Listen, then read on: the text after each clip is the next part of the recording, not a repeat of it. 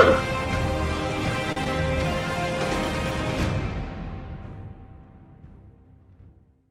right. Good morning. Good morning, everybody. Good morning, Cartoon Crew. Good morning, Jerome. Good morning, Rose. Yay. How you guys doing? Good. I'm all ready for this one. Well, I just got on just a basic black, t-shirt because, I don't want people to know who I am, unlike some people. But anyway, so. Hey, I'm wearing my glasses. Oh, yeah. Oh, that can't be Superman. That can't be. Superman doesn't wear glasses. That's not Superman. Good morning, Everett, Odie. You guys in the Cartoon Crew right now. You guys, if you started your watch parties, if you haven't started your watch parties, please go ahead and do that now so we can broaden this audience. Karen, good morning. Dirk, you guys from Germany. I see you guys have popped in this morning. That's good to see. This is another special broadcast of Saturday Morning Cartoons. I don't know if you guys have any idea what this could be about, but we just wanted to make sure that people are aware that there is someone who is fantastic in our lives, and I am confident by saying fantastic in our lives because he's been around for so very long. What, Jerome? You could almost say he's super. Right, I'm going to mute you for a moment because I typically have to do this with Jerome. But nonetheless, good morning, Corey. I see his mouth opening, but that's okay. He's feeding himself, so that's even better. It is my turn. We take turns in this pot of glory here of doing broadcasts, specialized programmings for Saturday mornings that we kind of talk sound about of what it is we want to do. And like I said, we take turns, and today was my week. It's my weekend. All right. I don't mind doing this. I started this damn broadcast, so I should not be afraid. Hey, Mike, good to see you there. Yeah, it's up in the sky. It's okay, I get it, Mike. Sometimes, but anyway, good morning, Everett. Good to see you guys there this morning. But the individual that I was talking about was literally the man, the myth, the legend, known as Superman. And one thing I wanted to point out before I got started with Superman is that if I had to pick probably my number one superhero of all time, it would in fact be Superman. I have a lot of superheroes that I am in love with, but Superman is the original superhero. So let me tell you a little bit about Superman. First of all, Superman first appeared in DC Comics Action Comics #1 in June 1938, which is in fact a really horrible year if you think about what we went into after that. He was written and created by Jerry Siegel and Joe Shuster. He is often called the Man of Steel due to his invulnerability powers. The Superman symbol and name has become a part of American culture and can be seen throughout our culture, including songs, nicknames, describing people, common sayings, and more. Superman's powers include incredible strength, the ability to fly, X-ray vision, super speed, invulnerability to most attacks, super hearing, what, Jerome? Never mind, and super breath. He is nearly unstoppable. However, Superman does have one weakness, which of course we all know is kryptonite. When exposed to this radioactive element from his home planet, he becomes weak and helpless. Superman's powers come from the fact that he grew up on another planet, Krypton. It is said that Krypton had higher gravity than Earth, making the inhabitants stronger. Also, the light of our yellow sun versus Krypton's red sun gives Superman additional powers. Superman's alter ego is Jerome Connor, mild-mannered reporter Jerome Connor. He lives in the city of Metropolis and works for the newspaper The Daily Planet. Yeah, we all know it's Clark Kent. I thought I just threw that in there because I know you've been unmuted, Jerome. Just so you know that, so you can. I wasn't going to say a word. Oh, okay. Okay. Superman's alter ego is mild-mannered reporter Clark Kent. He lives in the city of Metropolis and works for the newspaper The Daily Planet. Clark is in love with fellow reporter Lois Lane. Now, in today's society, one of those individuals would probably have been fired by this time. We don't have that kind of stuff in this reality world. He grew up in Kansas after being found as a baby and adopted by a farmer and his wife. His Earth family gave Clark strong moral beliefs and ethics to help him stay on the good side and give him the courage to fight evil. Okay, that is the history about Superman. Eventually, I'm going to tell you guys about, since this is in fact animated or Saturday morning cartoon, I'll tell you guys a little bit about how Superman made it to Saturday morning cartoons, and later on into syndicated on other days of the week cartoon shows, and so on and so on. Jerome, give me your thoughts about Superman real quick. Iconic. It's the only words you can say. This guy came when Action Comics 1 came on, there was no stopping it. It was basically the start of the golden age of comics. He was a hit right from the start, and there are so many really cool stories about this character and the impact he has had on our society that we could do this for hours. Yes, it's impossible to do this in the hour or less or plus about Superman. It's just impossible. It's history. Rose, go ahead and tell me about your thoughts about Superman. I grew up watching George Reeves, the black and white Superman, and before the movie came out with Christopher Reeve and Margot Kidder, which was just incredible to me at the time. Superman 2 is my favorite. But he is a part of culture. He's a part of every day. You can't go out the street and say, do you know who Superman is?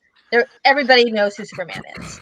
I bet you if you went to an Amazonian forest and you couldn't speak their language, okay, if you did simple movements such as like that, and point up in the air, I think they'll all say, "Oh, Superman! Yeah, Superman! Oh, yeah, Superman!" And so absolutely, he has been that iconic. I love that cover. That is one of my favorite covers. Yeah, it is. I agree with you 100%. I remember when this first came out. I do too.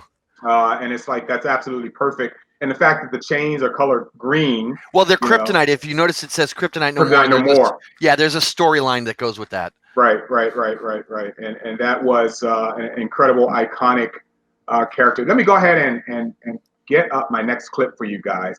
And since Superman, even though this is Saturday morning cartoons, there are some cartoons that we share that doesn't come on Saturday mornings, but we see it during the week or whatever. Nonetheless, they're cartoons of our youth, and that's what I like to emphasize a lot. Or not. That there are cartoons. Yeah, well, some of you guys, not your youth. But I'm going to show you something that was not a part of any of our youths. And it is literally the first inception, the first introduction of a Superman animated film. So enjoy this for a sec.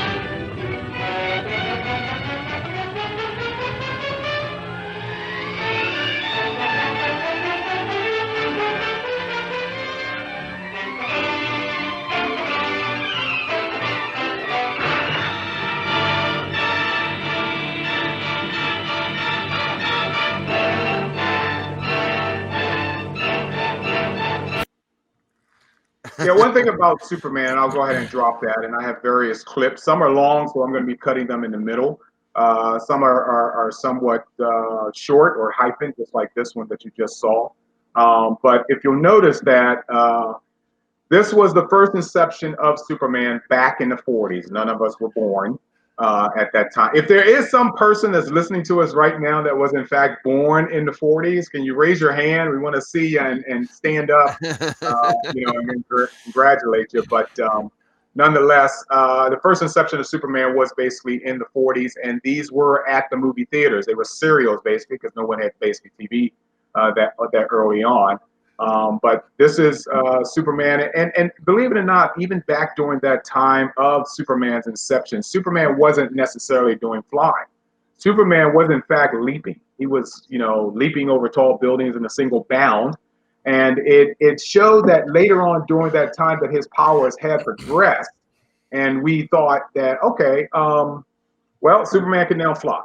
Okay, and we're going to move a bit to the 50s and the 60s and describe that point on that. What do you know, Jerome, about? Go ahead. I was just going to say, for those who didn't notice it, back when Superman first came out, his most of the villains were either the mad scientist or saboteurs. Yes. Okay, just Yeah, so people understand, super villains didn't show up until much later. correct. And Superman also, if I can find my notes on it, I don't have my notes, so I'm going to have to ad-lib this.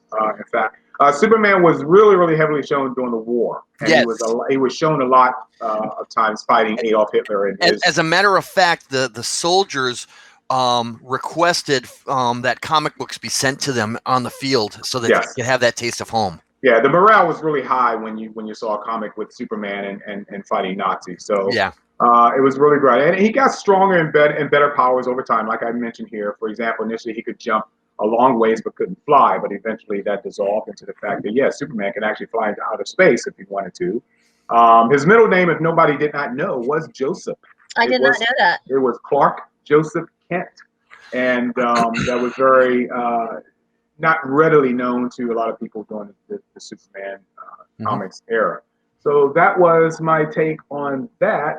One of the other things, then we're going to go into Superman and Saturday morning cartoons, let's say. All right, so I'm going to read this for you that I wrote up. He said, where's my, here it is.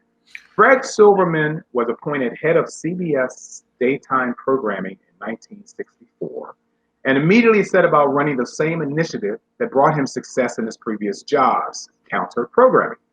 He saw what the competition was putting out and was determined to find a counterbalance for these programs, especially in regards to CBS's neglected Saturday morning lineup.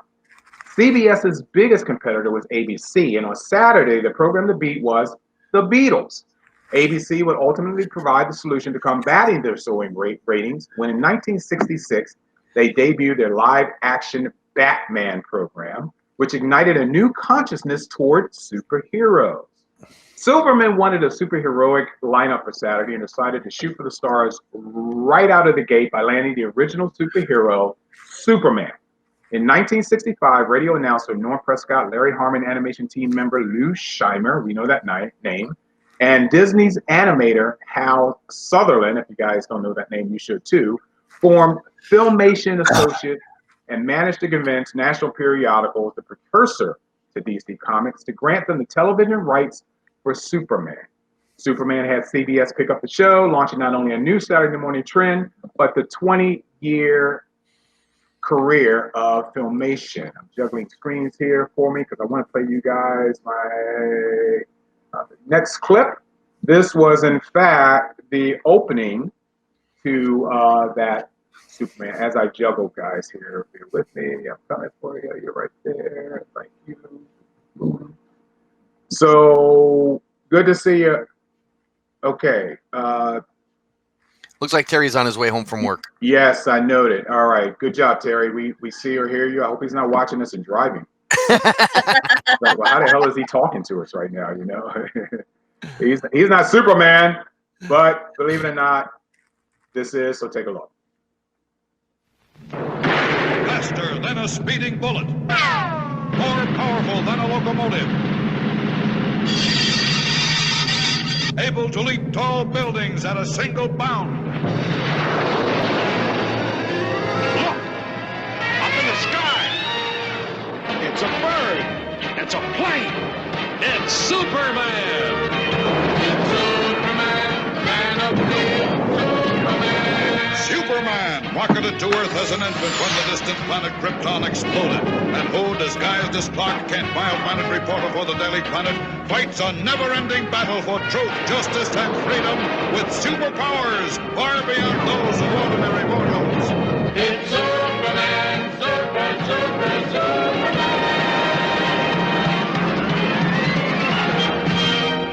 Man, I'm telling you, and Corey, you're incorrect, but that's okay. Corey said that was Ted Knight's voice on that promo. It was not. So Good try. But nonetheless, the music during the 60s it's something about Johnny Quest, Space Ghost, Superman. Man, I mean, there was guitar riffs. Yeah, it was guitar riffs, and it's like, you know, it's just hip hop music that we were listening to back then, and I think it added to the shows. But what do you know? Go ahead, Jerome. Well, a couple of things. First off, you notice it said that it was the new adventures of Superman. Right. Okay. The reason being is the original The Adventures of Superman was the George Reeves 1950s TV show. That is correct. Okay, and hence that's where we got Truth, Justice, and the American Way, because at the time we were in the middle of the Cold War. Right. This one, I loved this one as a kid. The problem is when I was growing up in the 60s at that time, I didn't see this a lot of times because of how old I was. I mean, I was only 3 or 4 years old when it first came out. And it wasn't really, where I was living, it wasn't shown for a variety of reasons. But I did get to see a lot of it in syndication back in the 70s from certain channels. And that's how I got to see it and what else was with it. And I got to tell you, that was, besides that and the George Reeves, that was my entire Superman. Because Right. I was reading the comics, I didn't get some of what the references were. This was it for me for Superman. Got it. Okay, Rose, what's your thought on? Did you in fact see this version of Superman at all when you were growing up? I actually did not. I never saw that version of it. All right, I actually loved it. There's something else that I'm going to show you that was going on during that broadcast, but I forgot to show you this, and I need to show you this before we go forward again. If I could pull this up on the screen. And this was, we're going backwards to the 40s again. Okay, so bear with me on this. We will play this version of Superman animated, which in fact was never on. Well, this was on television when television, came into play, but it was always shown at the Up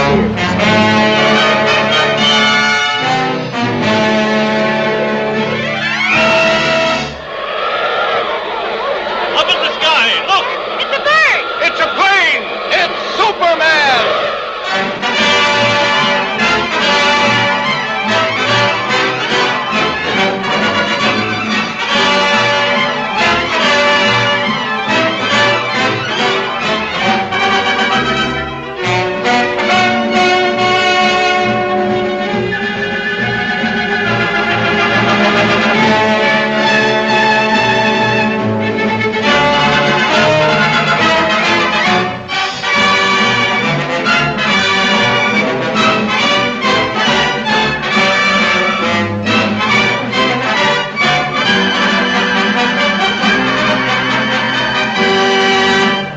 Faster than a speeding bullet, more powerful than a locomotive, able to leap tall buildings at a single bound, this amazing stranger from the planet Krypton, the Man of Steel, Superman.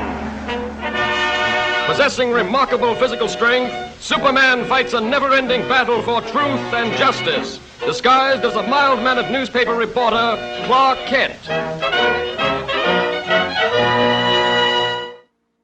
But he's wearing glasses. I don't get it. It's the hat. It's got to be the hat. It's got to be the hat. This was called the Superman March, basically, and it was typically back then the first indication that you're about to see a Superman movie. Just from the theme.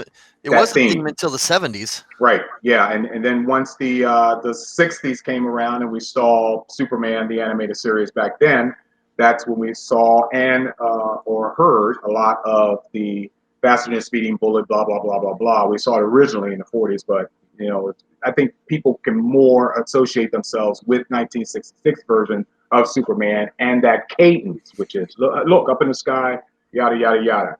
In the 1960s versions that you showed, there weren't a lot of supervillains either, okay? You had... other than Brainiac. But you didn't have a lot of the villains that we know today. You had Lex Luthor, you had Brainiac, and that was about it. It was either aliens or saboteurs. Again, we were still dealing with modern crime and stuff like that. We were still doing that. Brainiac was brought in, and same with Lex Luthor, because they were so popular in the comics. All right. Okay, so the series began several of the standard practices that allow Filmation to produce as many programs as it had during its existence for a modest budget. In order to save time and money, characters had limited animation, and each episode utilized a cache of stock footage, particularly when Superman flew or changed from Clark Kent.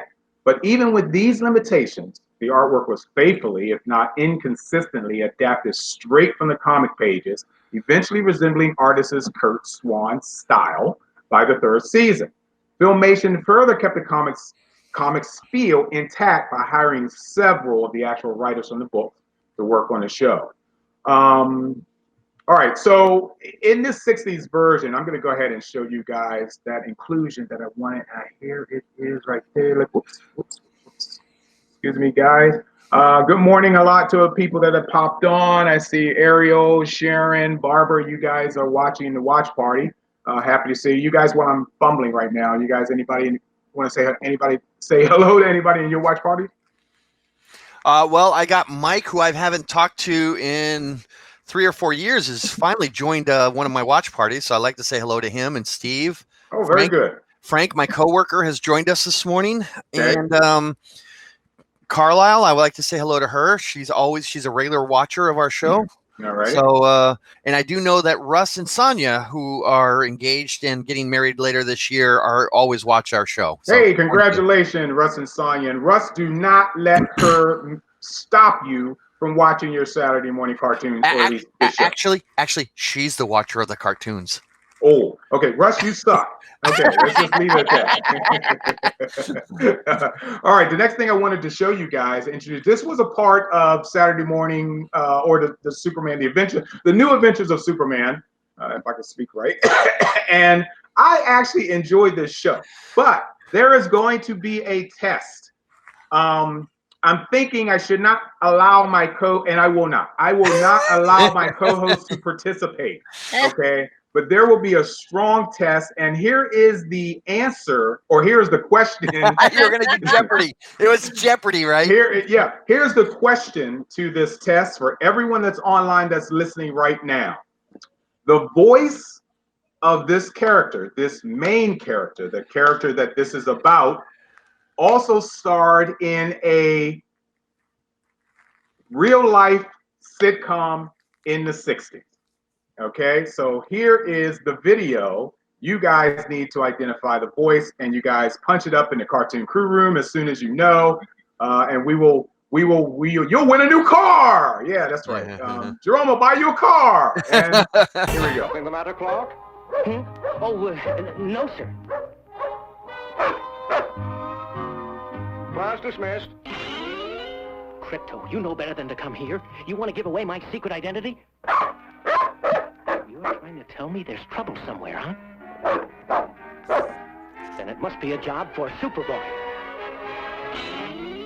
Up, and away!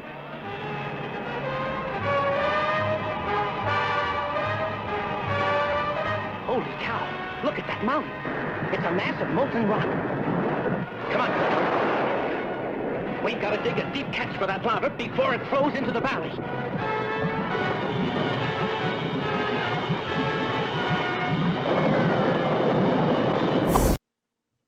All right, co-host, you're not allowed to answer, but if you know the character that I'm talking about, raise your hand. I guess we're old. Rose, move. Look like you froze. Oh, okay, there we go. Oh my God. I'm like frozen in awe. We got technical difficulties again, but no, she's playing that. Okay, Cartoon Crew, if you know who the voice of Superboy, which was a part of the New Adventures of Superman, if you know who that voice was, go ahead and tell us. We're looking for your answers right away. All right, so getting back to Superman and Saturday morning cartoon Superman, there were a number of ways that Superman took off when he flew.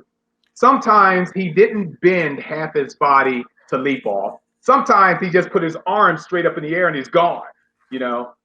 And I always love this action shot of Superman before he actually, because you're supposed to have the idea that Superman has the strongest freaking thighs in the world, for God's sake. You know, so and not just the thought that he's anti-gravity type being, or you know, he's a magical person, which we know he is not, because that's one of his vulnerabilities is magic. Guys didn't know that, but this seems to be the most logical way of Superman defying gravity, is bending half your body down and taking off with your freaking thighs. I like the George Reeves version of how he takes off. George Reeves. Oh yes, he runs and jumps. Jumps exactly like he's in a trampoline, you know. He runs. I'm sitting there going, my God, he'll never get out of a closet, you know. Yeah, but he does. But he does. If you watch, he goes into the closet, switches off, and for some reason's got room to run and jump out the window of a closet. And what closet has a window? Yeah, well, that's true. That's true. But that was the way of Superman. But this classic incantation of Superman right here, we see. Yeah. You know, he didn't leap during this takeoff as well, only because of familiarity. Okay, we have our first winner. Okay, to the answer to my question: who was the voice actor for Superboy? And it was, in fact, oh, I'm sorry, that's the wrong one. Oh, no, it's the right one. Okay, it was, well, no, that's half right, Corey. Corey, you're batting 1,000, dude. Come on now. Bob Hastings was, of course, what's his Captain Binghamton's aide in McHale's Navy. Yep. That is Bob Hastings. Now, he could have been in Sergeant Bilko, but his claim to fame is basically McHale's Navy. So if you knew Bob Hastings from McHale's Navy, that was in fact the voice of the young Superboy back during that time. So Corey, you're hot and cold sometimes, dude. You're depressing me, but you'll do well. I know you will. Cheryl said Bob Hastings. Say again. Cheryl got it. She said. Well, Bob actually, Hastings. Cheryl was the first one. I'm sorry, it was Cheryl who got that correctly. He was Elroy Carpenter, Lieutenant Elroy Carpenter. That's it. Yeah, Lieutenant Carpenter. Now right. here's another thing. You know, he did some voiceover work. Yes, he did. Okay. He was well known back then for voiceover. No, but this was in the 90s, in the early thousands. It wasn't Smurfs, was it? No, I can't remember. He was in Superman and Batman. Right. Oh, he was Commissioner Gordon at one point. He was Commissioner Gordon. Yes, he was Commissioner Gordon. I remember that. Yeah. Yeah. Excellent. Okay, so we are still in the 60s. Where's my other one? I'm going to move ahead. I'm going to show you guys something, which is probably, I got to say this, my favorite group interaction with, oh, not yet. No, he's having problems with his computer. You can tell that when he stalls like that. I sure am. Okay, here we go. Let's put this on the screen. And this is my most favorite group interaction of Superman. I wasn't too crazy with the voice. I didn't hate it. But you know, when you heard the voice, it's like, oh, really? That's really you? Hey, where's my? You know, the funny thing about Superman is that the live action, the radio, the comics, and even the cartoons, they all interlink a little bit with each other. If you watch carefully, you can see the interlinkages, and that just makes it so much more fun. But they were true in canon. The fact that it advanced and not necessarily changed. I mean, Kryptonite will always remain Kryptonite, but then during the comic years, we started to see, you know, gold Kryptonite and blue Kryptonite and all these different types of Kryptonite, and that's just basically to advance the story along, and I'm okay on that. So watch this, guys, and this is my favorite group appearance by Superman. Super calamities! The freight train is starting to roll back down the grade. And there's a passenger train stranded at the bottom. It's out of power, too. I'll get this one, friends. Stopping trains is my specialty. California, here I come. Okay. I gotta freeze this for a minute, okay? You're a reporter also, and I'm sure you're not interviewing guests with that kind of this. So tell me, Mayor, what do you actually think of Superman? You know, nobody talks like that, but Superman does. So. He went from being a really cool character in the 60s to being such a campy character in the early versions of the Super Friends. Yeah, almost like some Shakespearean actor is playing Superman. It's you know? Holden, look! We're heading right for the 507! Should be reaching Donner Pass any moment now. There it is. And not a moment too soon. Okay, I'm going to stop this. Let me show you guys something real quick. Where is he? All right. This act right here, ladies and gentlemen, the only reason that men would have their knees up like that is that we're readjusting our underwear. Okay, no one flies like that. Okay, Superman was always. Go ahead. Notice where his hand is. Well, no, He's I making don't. he's making the adjustment. Oh, okay, thank you very much. All right. He just There doesn't it want you to is. see it. I know. And not a moment too soon. Jack, it's Superman! Live in Superman. Oh, that was it. Oh, all right. That was Superman. Okay. Sorry, I'm Okay. getting over a very bad illness, so I'll be coughing occasionally. So that was that version of Superman. Where's my other script here? I got okay. So you know who did the voice, right? For who? Superman? Uh-huh. Yeah, that was. No, you tell us. That was Danny Dark.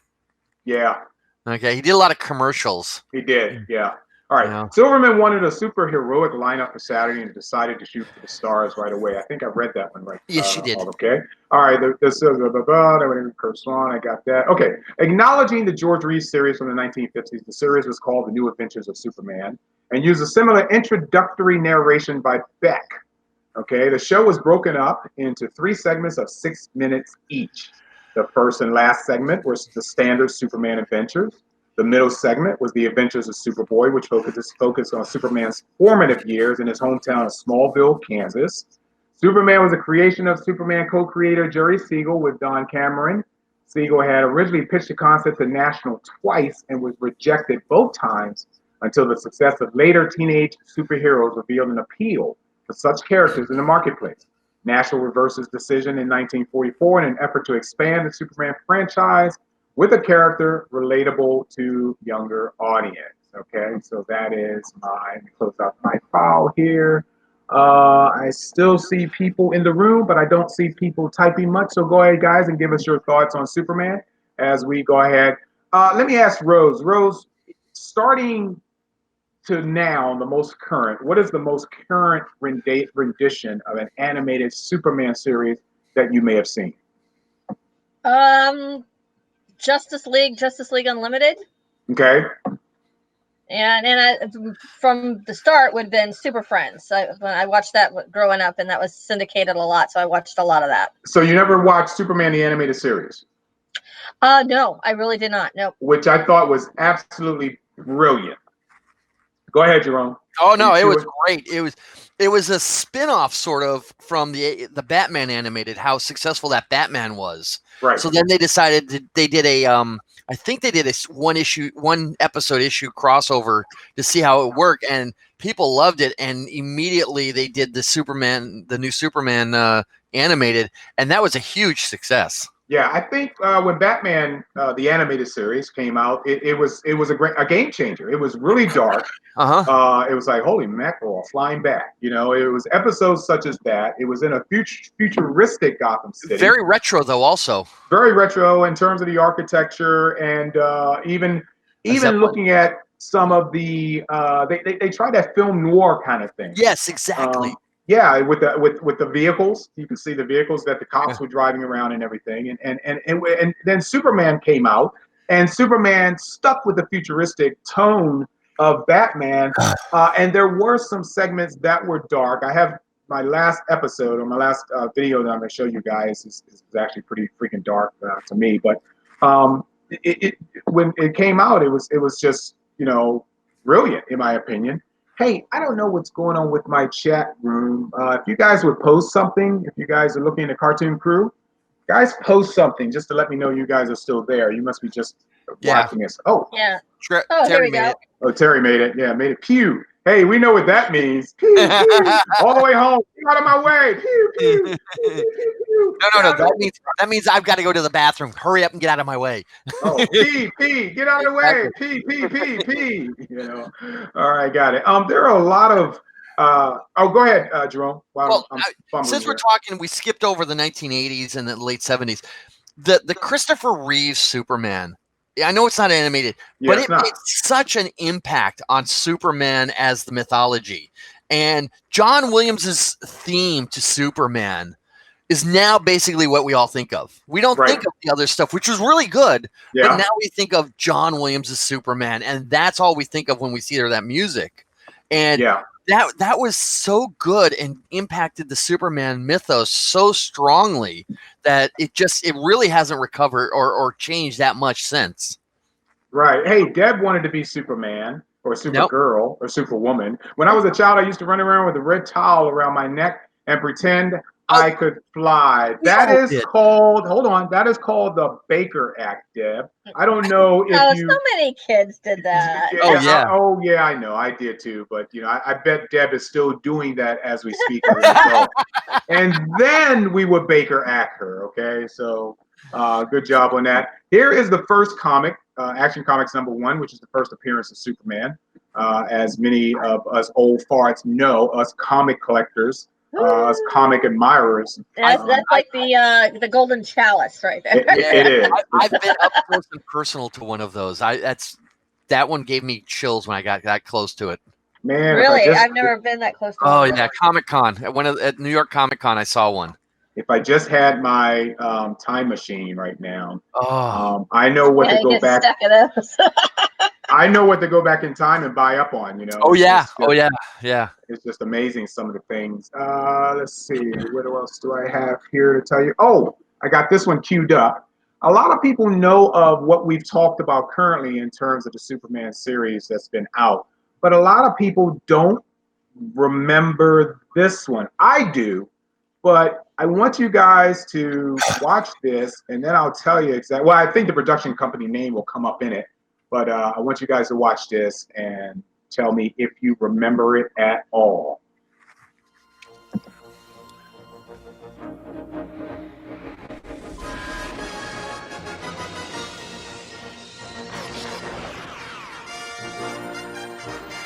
Faster than a speeding bullet. More powerful than a locomotive. Able to leap tall buildings in a single bound. Superman. Yes, Superman. Strange visitor from another planet who came to Earth with powers and abilities far beyond those of mortal men. Superman. Who, disguised as Clark Kent, mild-mannered reporter for a great metropolitan newspaper, fights the never-ending battle for truth, justice, and the American way. Okay, if you guys did not... Oh, I must have a longer... Oh, yeah, okay. I'm good. This was the Ruby Sears version of Superman back in the 80s. I don't know if you guys recognize it or not, but that was a series that was on as well, Superman. Let me ask you guys a question. I'll go with Rose first. Rose. Yeah. If you had a choice, and I want people in the cartoon crew to answer this as well, please. If you could only have one of Superman's powers, only one of Superman's powers, what would you choose? Oh, I guess X-ray vision. Oh, whoa. Kids show. Hello. No. I guess I have to ask you, what were you thinking? What about X-ray vision? Please tell. Shoot. It'd just be cool to be able to, like, see through things. And it's like, where where's my car keys? And I could, like, look at it, try to... Wow. That's it. You just want to be able to find crap. Okay. Yeah, basically. All right.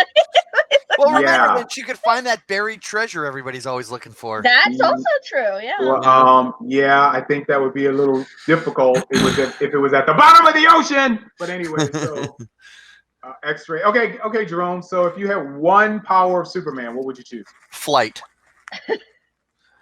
You chose mine, but okay. Yeah. The ability just to jump off the ground and just keep going, and control and fly over everything. There's just something magical that we've all as human beings have wanted that. And we wanted to fly because we look at the birds and we want to be like them because of the freedom of movement that flight would offer us. Mm-hmm. Okay. Now there's a reason why Superman has this multitude of superpowers. If you did not have another one of these superpowers to go with your superpower, Jerome, you'd be dead because you cannot breathe at 30,000 feet, even though you could fly. Well, he holds his breath. You would be fun. You hold your breath. Okay, I'll be in LA in 2 hours.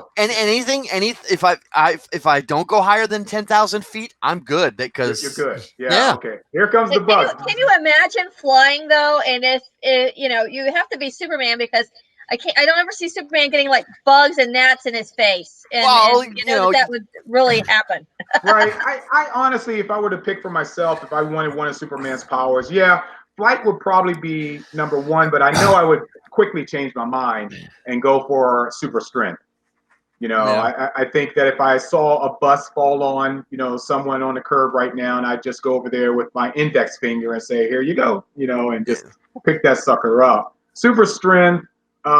Even though I have super strength, I don't have the power of invulnerability. So my skin could possibly be punctured by a bullet. Okay, so one power. I don't think anybody else is posting yet what they have. Yeah, I've seen 2 of them. There was back in the late 80s, early 90s. There was George R.R. Martin and Melissa Snodgrass, who did some Star Trek stuff. They wrote they edited a series of short stories called Wild Cards. Okay. And it basically came down to about looking a little more hard at superheroes and powers and stuff like that. And one of the things they did was this one character had invulnerability, but he didn't have super strength. Right. So he could get hit by a tank, but he'd be flying across the room or across the street because he couldn't hold himself still while he was stopping that locomotive. Yeah. Super strength, yes. And even though I'm super strong, I would have to have even stronger ankles because if I'm trying to stop that tank, you know, and it's pushing me back, eventually something's going to break off. If you notice when he stops the train or whatever, he's on his toes. So his toes have got to be pretty strong too. Yeah, you know, you snap off half your feet. So a lot of people, they like these powers. Terry, I worry about you because you're just like Rose, okay? She wants X-ray vision. You want super hearing. I think both you guys are basically, you know, what do you call it, Jerome? I like Corey's. Corey said about flying, so he doesn't have to worry about parking. Yeah, I gotta admit, I like that one. You guys are some lazy bastards. I'm sorry. You know, you've never tried to park up here in New England and True. Boston. Yes, that's. I've had my share of parking ills, but you're probably right on that. I'm sure Rose will pop back on in a few. She dropped out a bit.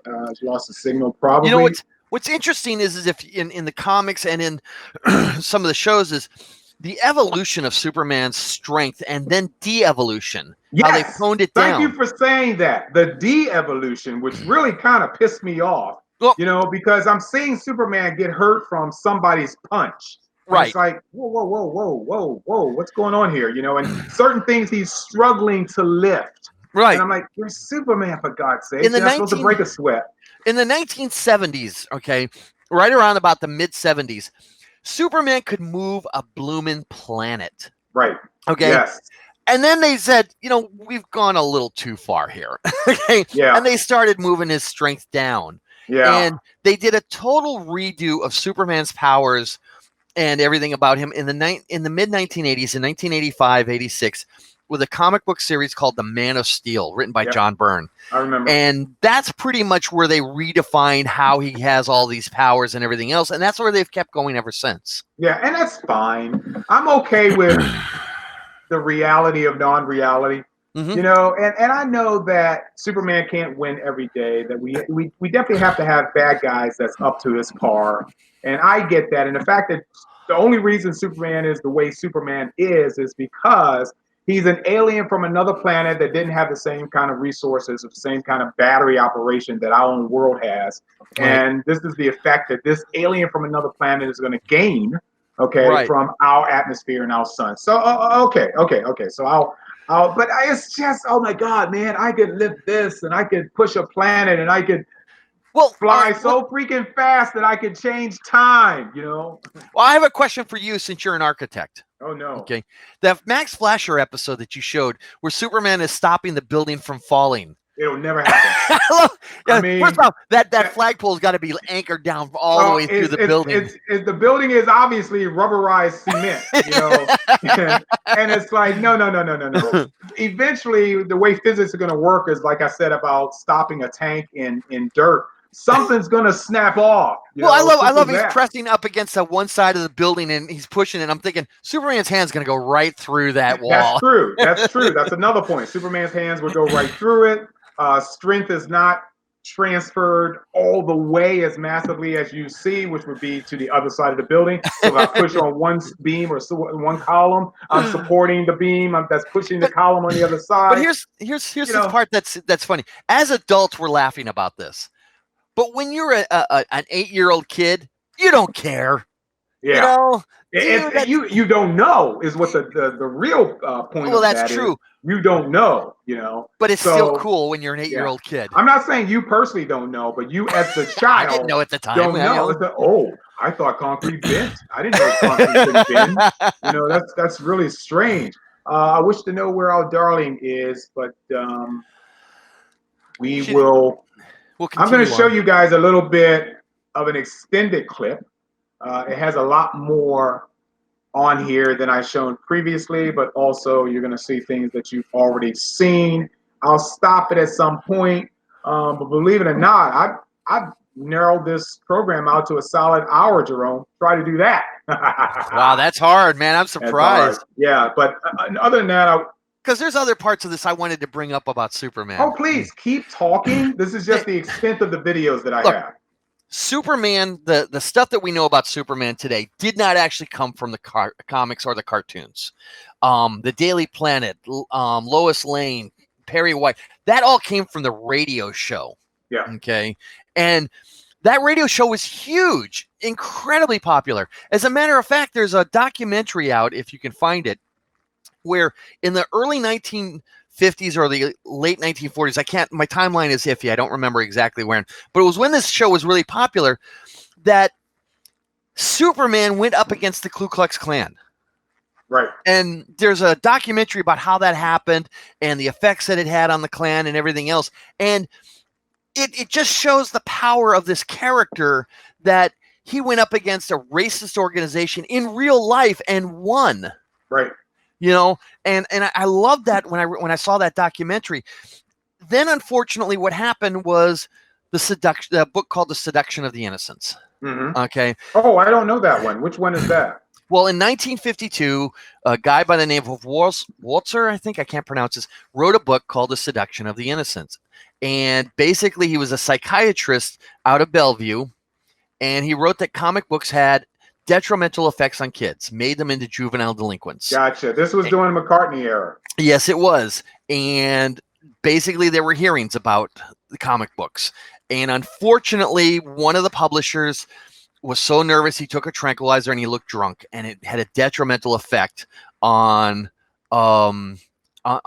comic books. And that's where the Comic Code Authority came in. Yes. Comic Code Authority came in and toned everything down to basically child level instead of being a little more mature than that it was at the time. They imposed huge restrictions, and the problem was it was a self-governing thing among the comic publishers. Right. And it had a really, it really had some effects, and you could see it in the cartoons. Okay. There were no bad policemen. Drug use was never discussed. And there was lots of rules for superheroes. One of them being heroes can't kill. And that took forever to get away from. Okay. But yeah, the history of this character, you can spend hours discussing because of him, you know? By the way, that issue that you're showing right there, that's a very valuable comic right there. Yeah, I'm sure it is. All right, stand by, guys. Rose, I think, is trying to get back, but she's having problems. Sonia's with us, by the way. Say hello to Sonia. Hello, Sonia. Let me mute you for a minute, Jerome. I want to see something.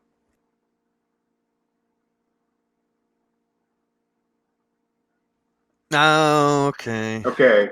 I think there was some tapping that was coming in on your end. Oh, okay. So I wanted to mute you to see what it was, but yeah, it must be something kidding. Okay, guys, so we're going to go ahead and show you guys this extended video of 80th anniversary of Superman, 80 years worth. Bear with us. We will cut it short so we can pop back in and continue with the program, or at least end the program. But in the meantime, you go ahead, guys, go ahead and enjoy this.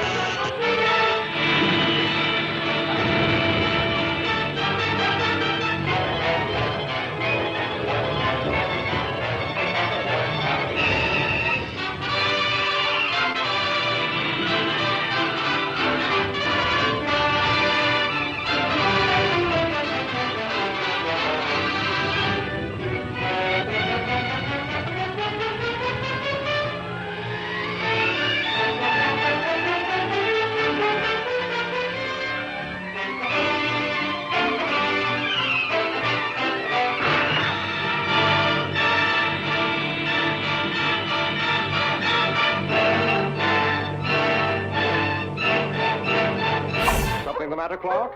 Hmm? Oh, no, sir. Class dismissed. Crypto, you know better than to come here. You want to give away my secret identity? You're trying to tell me there's trouble somewhere, huh? Then it must be a job for Superboy. Up, up, and away!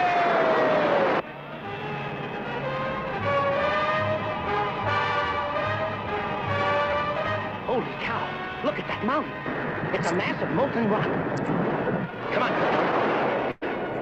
We've got to dig a deep catch for that lava before it flows into the valley.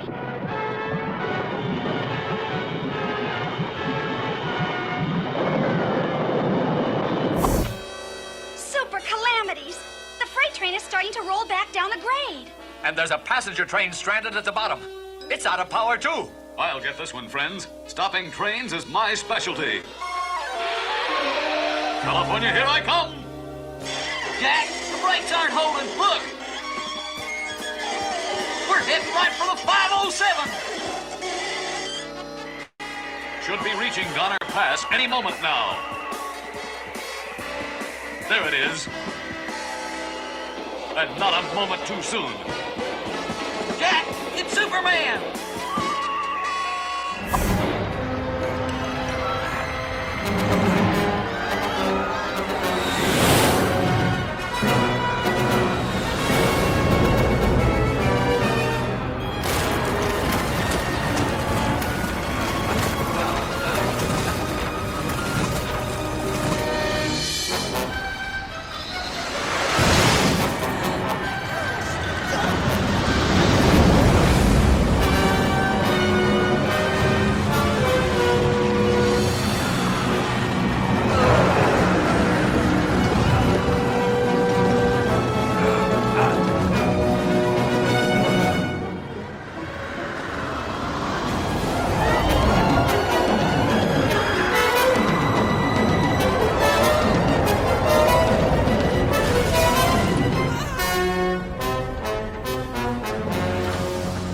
Those ankles didn't snap off either.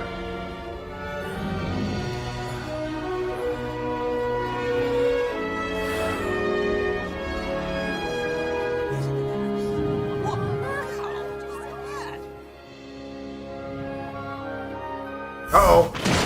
Maybe we better get out of here. Not without them.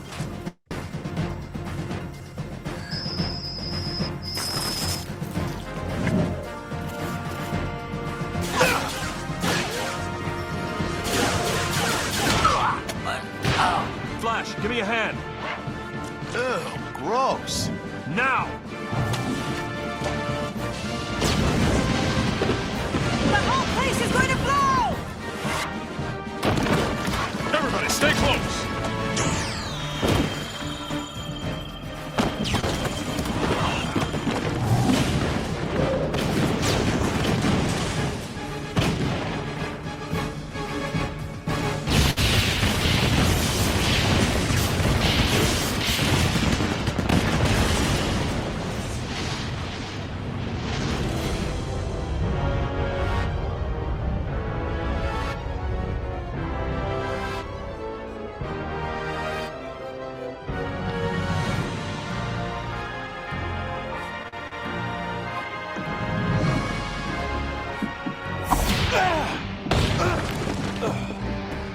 You should have stayed in whatever happy fantasy the Black Mercy granted you.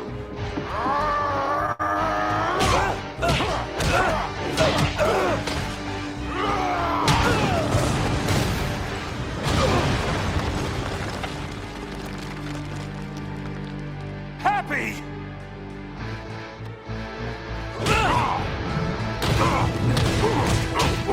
Do you know what I've lost? Got a question for you guys, Jerome, and let me get you guys back up. And this is also a question for our cartoon crew people that are there. How do you feel, even though we know these Saturday morning cartoons were in syndication, there were some that were shown on Saturdays. I think we had some of those on weekdays.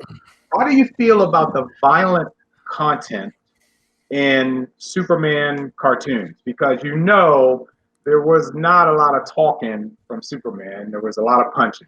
Go ahead, Jerome. I had no problem with it, and I still have no problem with it. Superheroes are violent by their nature. Okay, they're not going to sit down with you on the couch and have a deep, meaningful discussion about, about your mother issues. Okay, these are people who solve things with power, and violence is power. Okay, from the very get-go, Superman has had to deal with criminals in a violent manner. Okay, right. But with the exception of one episode in Superman, the Supermans that we've seen doesn't kill anybody. He has opportunities to get rid of villains permanently, but he does not kill. Hold that thought. Yes. Hold that thought. Rose, where'd you go? Oh, we lost her again? And we lost her again? Yeah, she's gone. She's having internet problems. I know she's having internet issues. Yeah. Okay. And Deborah's right. What's that? Deborah on a Cartoon Crew is right. Yes, it was good versus evil. There had to be violence, and I agree with you.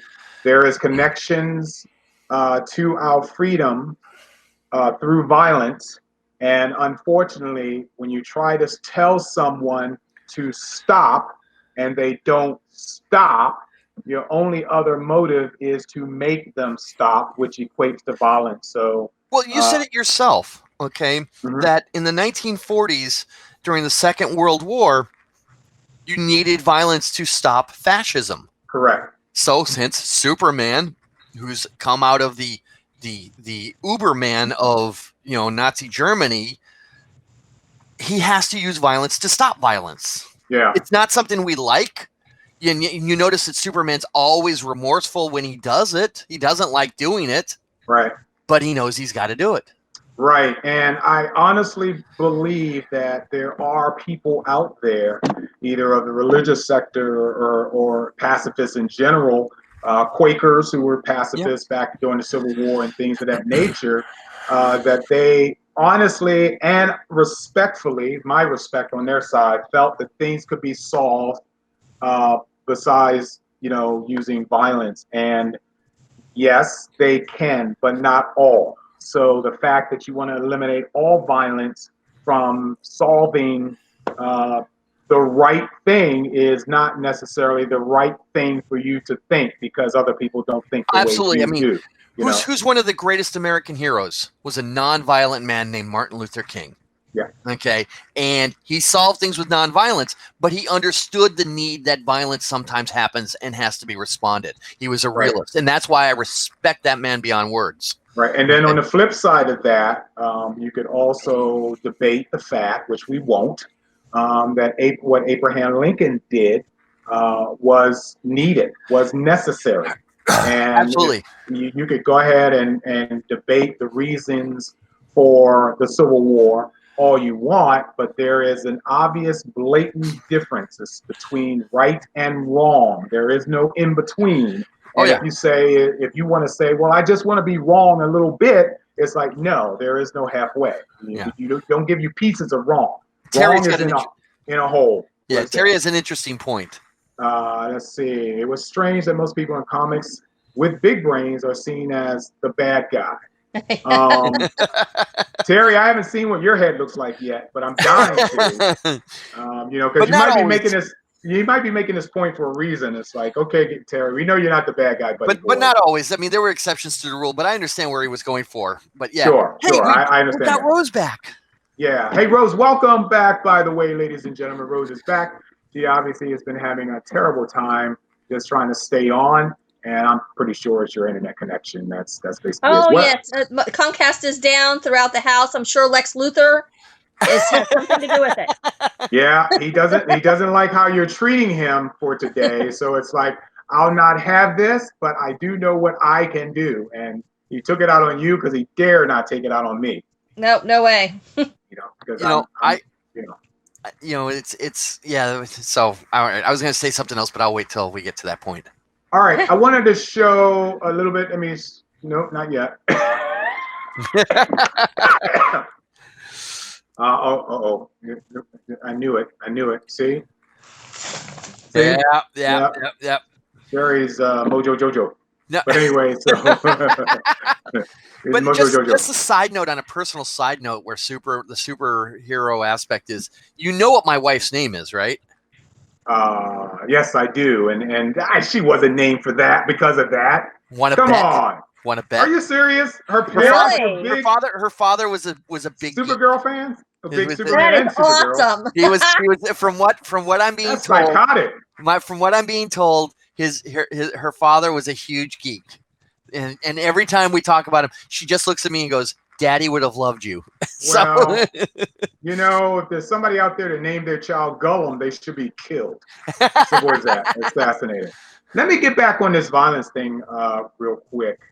And the fact that the point that you made that I wanted you to hold, Jerome, was the fact that Superman didn't kill, Superman doesn't kill, yada, yada, yada. But it doesn't stop other people from killing sometimes to prove a point to Superman that you're not as goody two-shoes as Boy Scout as you think you are. The last clip that I'm going to show you guys, and this is really strange for me to talk about, very strange for me to mention, but you don't get the emotional heart tugs from a cartoon sometime unless, yes, I really am into My Little Pony, and oh my God, a Smurf died, and you cry, and that's when I honestly reach through the screen and start smacking you, going, they're not real.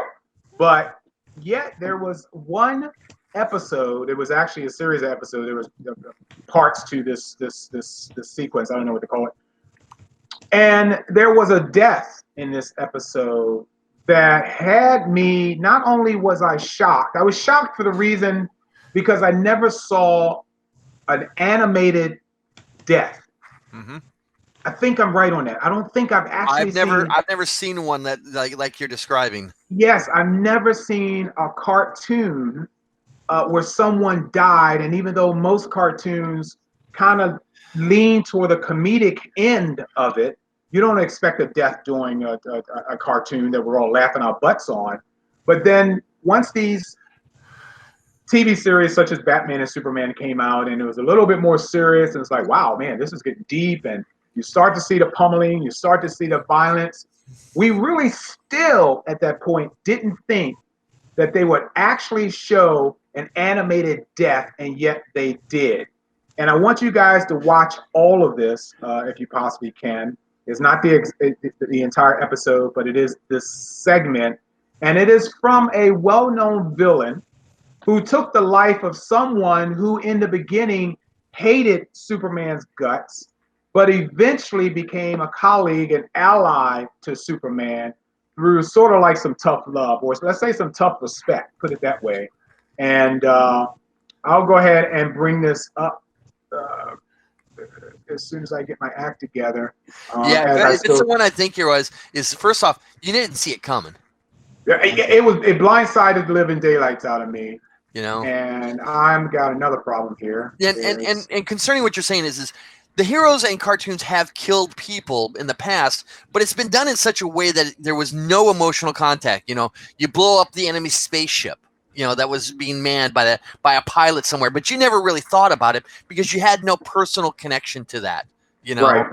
Right. And the ship sinks, and somebody's below decks that drowns. Right. And you really don't see the physical attack of someone losing their life. Exactly. And I'm going to show you guys something that is a physical and the cheap shot, put it that way, on the elimination of someone that ended up being a character that we got used to, even though we didn't really like him in the beginning. So please watch this clip, guys, and I'd like some thoughts afterwards, if you don't mind. I would hate to spoil our reunion with bloodshed. Your turn.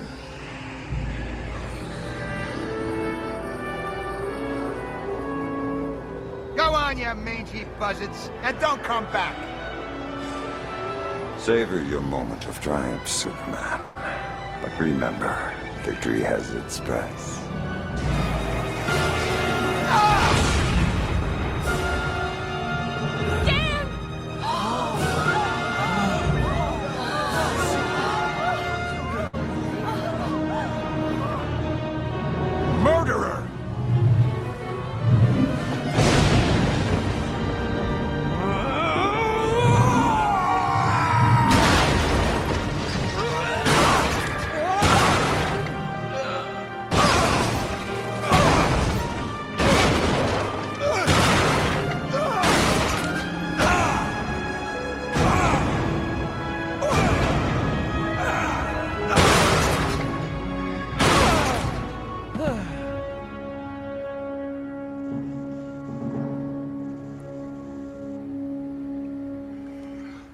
I'm sorry.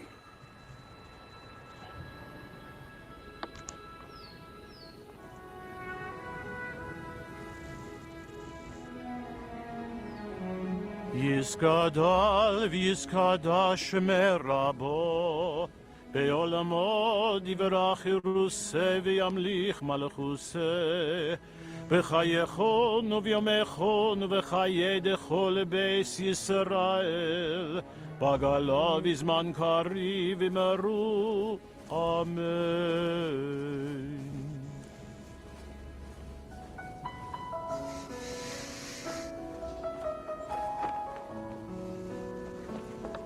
Goodbye, old friend. In the end, the world didn't really need a Superman. Just a brave one.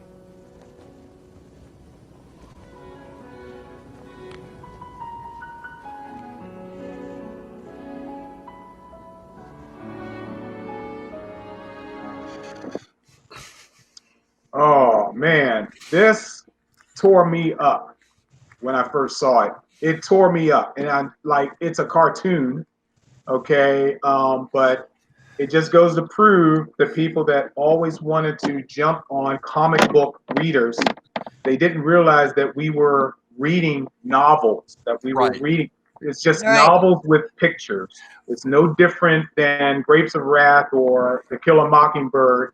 It's the fact that we can react to things when we have pictures, as well as we can react to things just through words. And this was moving words or moving visuals. And it's something that tore me up when I saw it, because I was in total disbelief. And I know, Rose, that you've never seen this series before, but that was one of the most poignant episodes that I have ever seen in that series. And the fact that we had a Jewish prayer that was shown on TV, the fact that we shown Superman in remorse, we shown people in that respect, it tore me up. I literally shed a tear. But what between this one and the death of Ace in Batman, I don't know if you know that one. Okay. No, I do not recall. Okay. I'll have to send you the link later on. But basically, Please. Ace dies because she's genetically engineered person and her powers, and she dies, and it's really sad. Is that they were sitting on swings at the end? Yes. I know what you're talking about. And between those two, if you didn't have your heartstrings pulled, you check your pulse because you're dead. Yeah. Okay. I mean, I watched these as an adult, and I'm practically bawling my eyes out. Yeah.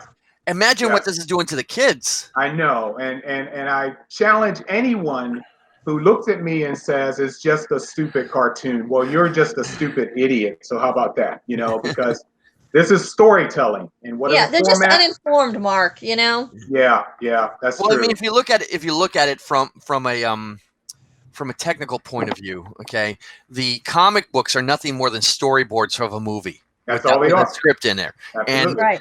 and you look at that, and what is animation? It's we've just taken a notch up from the kids era to today, where it's much more adult, where we don't talk down to the kids, and watching a villain kill somebody is realistic. Yeah. We want realism in our cartoons. Then you got to realize that in war, people die.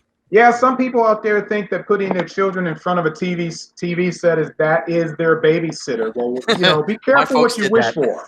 Yeah, absolutely be careful what you wish for, because a lot of parents out here are not regulating what their children are watching. But I would not have pulled my child away from an episode such as this. Not at all. No. You know. Oh, okay, Rose. Go ahead. I was just say Superman taught really good life lessons. Yes, they as did. A character. Yes, they did. I'm very, very hard up on the way sorry, I didn't want to use that term, but I'm on the way that I receive my storytelling. Okay. If I'm ready to laugh today and be silly, I watch Wacky Races. If I want some seriousness in my animation, I'll definitely watch some Japanese animation. I'll watch the Batman animated series and the Superman animated series and so on. But whatever we watched on Saturday morning cartoons is what made us the way we are today. So I just, in ending, want to congratulate everyone that joined us today. I want to thank Rose, and I want to thank Jerome, and I want to thank Terry and Corey and all you guys that hung out with us today, and lovely Deborah's and my lovely Cheryl's and so on, and just say to you guys that we will see and talk to you next week because this is who we are. Mark, Rose, and Jerome for Saturday Morning Cartoon. Bye. Thank you guys. And we will see you next week, I think.